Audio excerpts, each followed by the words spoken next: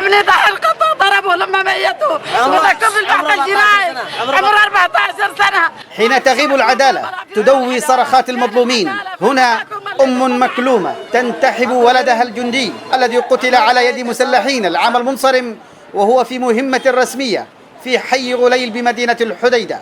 مسلحين قتلوا أخي تمام نصف الليل ونصف الليل أثناء كان مروح من المعسكر ميريا القضاء بدل ما يمسك القتلة ويحاكمهم مسك أخو المقتول والشهود، مسك أخو المقتول والشهود حكموهم ودكوهم الآن من سنة و5 شهور ودحين محبوسين، والقتلة نصهم يمرحوا ونصهم داخل مركزي ولا حاكموهم ولا سووا لهم شيء. مواطنون وجنود من النجدة والأمن يطالبون بسرعة القبض على بقية المتهمين بقتل الجندي عبد الكريم محمد البرعي، حيث لا تزال قضيته تراوح بين المحاكم والنيابات المختصة.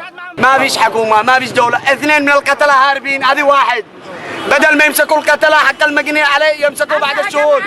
تنتظر هذه العائلة من ينصفها رغم أن الأجهزة الأمنية ألقت القبض على بعض الجناه والبعض الآخر لا يزالون مطلوبين للعدالة.